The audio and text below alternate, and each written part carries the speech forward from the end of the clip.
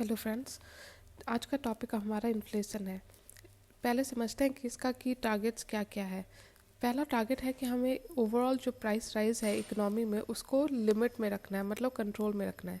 अगर जो टारगेट है हमारा वो कैसे एस्टिमेट होता है थ्रू सीपीआई, और इसका टारगेट होता है 4%, यानी कि +2 -2 के रेंज में रह सकता है 4% के।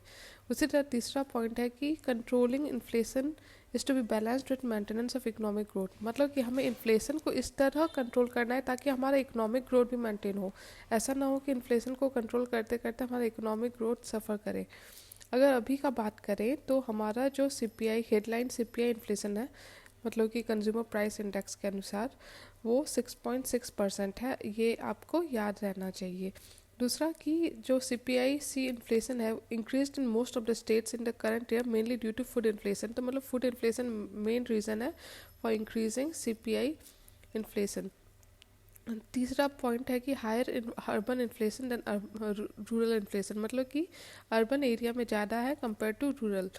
साथ में substantial increase in the inflation was witness during Covid time both globally and in India, मतलब कि कोविड के समय भी इन्फ्लेशन इंक्रीज किया गया, ग्लोबली भी और इंडिया भी में भी।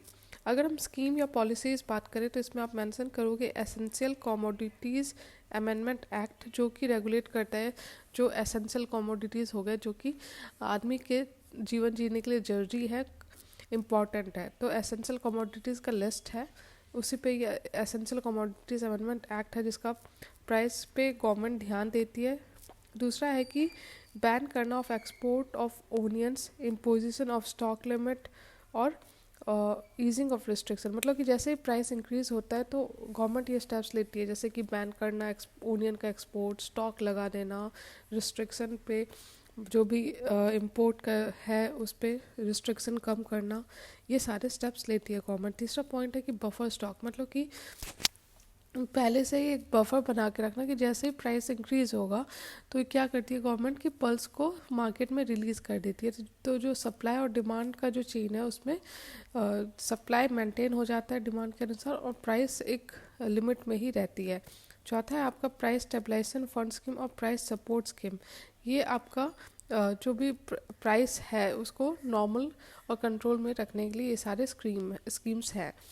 अगर कंस्ट्रेंट का देखें, प्रॉब्लम्स देखें, तो प्रॉब्लम यह है कि estimation of appropriate level of inflation for developing country like India, मतलब कि हम कैसे डिसाइड करें कि कितना इन्फ्लेशन सही है।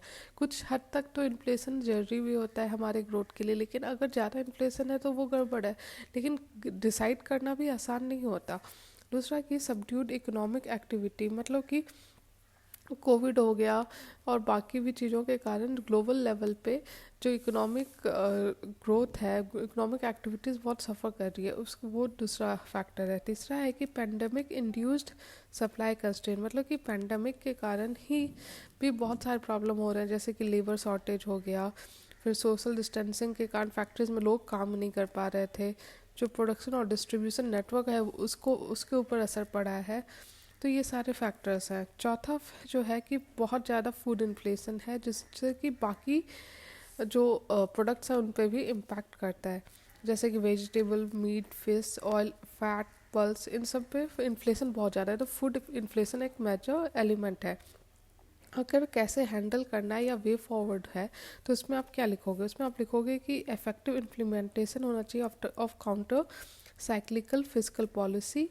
पहला मतलब कि जो इकोनॉमी की साइकिल है उसके अनुसार पॉलिसी अडॉप्ट करना चाहिए। दूसरा कि tolerating high inflation growth and taking accommodative stance for as long as needed to restore GDP during times of economic crisis, मतलब इकोनॉमिक क्राइसिस के समय स्पेशल स्टेप्स लेने चाहिए ताकि हम टॉलरेट कर सके हाई इन्फ्लेशन ग्रोथ और एकोमोडेटिव स्टैंड भी गवर्नमेंट ले सके। तीसरा है कि लॉन्ग टर्म मेजर में आपका आएगा टू कर्टेल फूड इन्फ्लेशन। कैसे? तो हम कोल्ड स्टोरेज बनाए ताकि जो फूड लॉस होता है, वेस्टेज होता है, उसको कम कर सके। उसी तरह पोस्ट हार्वेस्ट टेक्नोलॉजी पे काम करना चाहिए। चौथा है कि रिव्यू करना चाहिए ओनियन बफर स्टॉक पॉलिसी। तो अगर बफर स्टॉक्स रहेंगे तो क्या होगा कि जैसे प्राइस बढ़ा हम इन बफर को रिलीज़ कर सकते हैं मार्केट में और प्राइस इस तरह से कंट्रोल में रहेगा। तो इस तरह से हमने इन्फ्लेशन को देख लिया। Thank you.